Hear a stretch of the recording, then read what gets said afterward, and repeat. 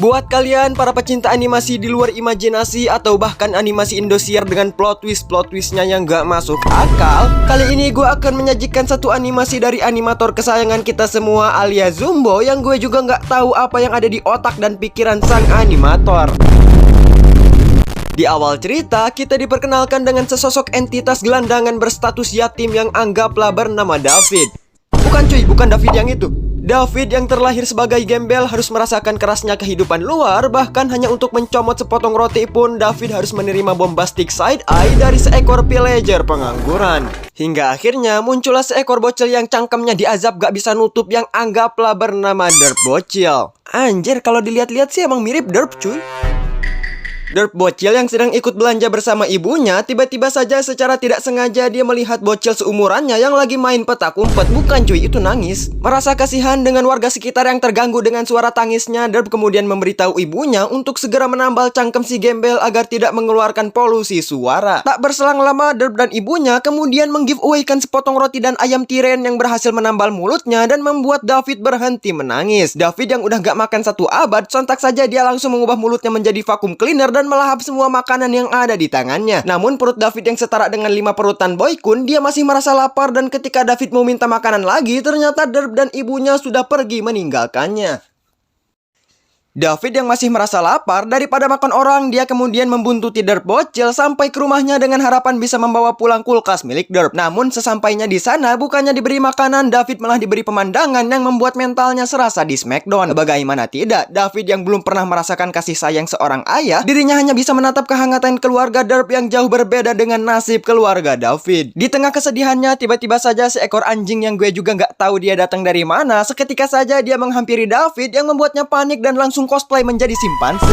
Walaupun banyak mimpinya sudah terkubur, tapi David tidak mau jasadnya ikut dikubur. Dia lebih memilih ngendok di atas pohon daripada menjadi makanan mukbang bagi seekor anjing. Hingga akhirnya malam hari pun tiba. Melihat situasi yang sudah aman, David pun turun dari atas pohon dan secara tidak sengaja dia mendengar suara ribut disertai tepuk tangan dari dalam rumah Derp bocil. David yang penasaran sekaligus sagne, dia kemudian mengintip ke dalam rumah Derp apa yang sebenarnya mereka lakukan. Dan ternyata David terkejut bukan main begitu melihat Derp yang sedang main pedang-pedangan bersama ayahnya. Ya, gue nggak salah kan main pedang-pedangan. Melihat keharmonisan keluarga Derp membuat mental David lagi-lagi serasa terkena ulti Eudora. Kini David yang mentalnya sudah hancur layaknya tai, dirinya lebih memilih untuk healing ke dalam gua yang gue juga nggak tahu apa yang ada di otak kosongnya. Buset, kayak nggak ada tempat lain aja. Lu di situ mau ngapain anjir, bersemedi? Namun secara tidak sengaja David bertemu dengan segerombolan hostile mob yang lapar akan daging manusia.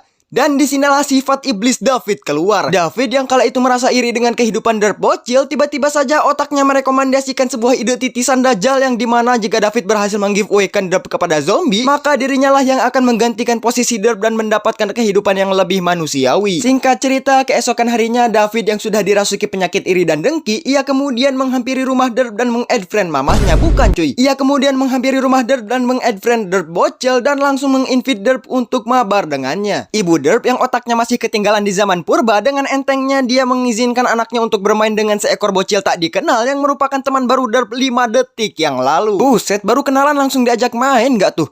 Mana langsung di ACC lagi. Di mana-mana bocil kenalan tuh di sekolah, di TK, di tempat bermain. Mana ada bocil kenalan ngetuk pintu rumah orang? Itu mau main atau mau nyulik? Singkat cerita, David si muka silit mengajak Derp bocil masuk ke dalam gua untuk mempercepat proses serah terima jabatan sebagai anak orang kaya. Di saat Derp sedang mereview gua tersebut, secara diam-diam David mendorong sebuah minecart ke arah Derp bocil yang membuat David terjun bebas ke dalam sarang hostile mob dan menjadi santapan lezat dan bergizi bagi para zombie. Begitu Derp sudah tereliminasi, David langsung memberitahu kedua orang tua Derp bahwa anak kandung mereka sudah kadaluarsa dan harus segera diganti dengan anak yang baru. Di sana David menceritakan di saat mereka sedang menjelajah ke dalam gua untuk menambang bedrock, tiba-tiba saja mereka dikejutkan dengan kemunculan seekor zombie yang lagi nyari takjil daging manusia untuk buka puasa. Namun sayangnya otak Derp yang memiliki kecepatan berpikir sebesar 2 MB per hari, bukannya kabur dia malah beradu mekanik dengan zombie yang membuat nyawanya tak terselamatkan. Dan tak lupa David juga menambahkan aksi heroik khayalannya yang dimana dia juga sudah berusaha menyelamatkan nyawa Derp bocil. Namun sayangnya David tidak dapat menyelamatkan nyawa Derp dikarenakan zombie hanya memakan anak manusia bukan anak setan. Mendengar dongeng David, orang tua Derp jelas-jelas sedih dan langsung membuatkan sebuah kuburan untuk Derp yang gue juga gak tahu apa yang mereka kubur. Sementara itu, di sisi lain Derp yang belum log out dari dunia, begitu ia terbangun dia langsung dikejutkan dengan kemunculan 2 ekor zombie yang sudah siap mukbang daging manusia. Derp yang masih memiliki dosa sebesar matahari, jelas-jelas dia masih pengen hidup untuk melakukan taubatan nasuha. Dengan sisa tenaga yang ada, sebisa mungkin dia berusaha kabur dari kejaran zombie agar dirinya tidak dijemput malaikat maut. Namun sayangnya Derp malah menemukan jalan buntu yang membuat dirinya kini menjadi sasaran empuk bagi para zombie. Kini nasib Derp bocil berada di tangan sang animator. Jika animatornya waras dan tidak memiliki gangguan psikologis, maka logikanya kemungkinan terbesar adalah Derp harus mati karena tidak memiliki senjata apapun. Namun jika animatornya ODGJ, stres, gila dan lain sebagainya, maka ada kemungkinan Derp untuk selamat.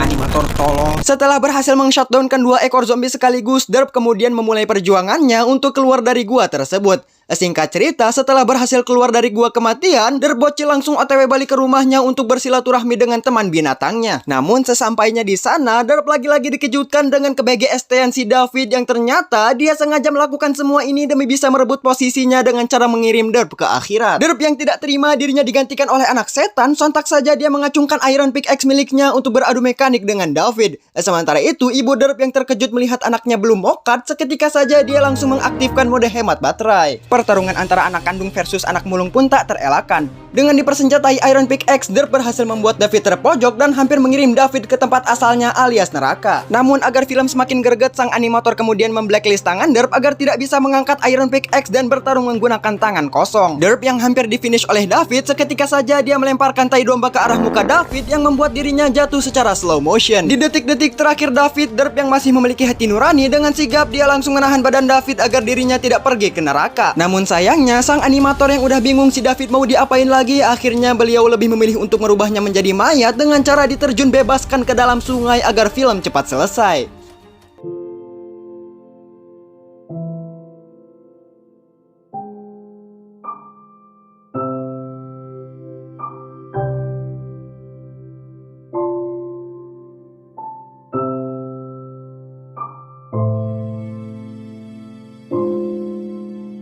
Kematian David jelas-jelas membuat Derp sedih tapi bohong. Kini Derp dapat berkumpul kembali dengan keluarganya berkat kematian David. Cerita pun diakhiri dengan mayat David yang terbawa arus sungai. Namun sang animator yang baru ingat bahwa air merupakan elemen pencegah maut di Minecraft, beliau kemudian mengedotensi David yang membuatnya kini diriset kembali ke setelan pabrik sebagai bocah gelandangan. Jika kau memecahkan sebuah kaca, mungkin kau bisa saja memperbaikinya, tapi tidak dengan retakannya. Jika kau bersifat khianat kepada orang yang sudah memberimu amanat, mungkin dia bisa memaafkannya, tapi dia akan mengingatnya hingga akhir hayat. Karena sejatinya, di saat kepercayaan dibalas dengan kebohongan, jangan harap kau bisa menggapai kebahagiaan.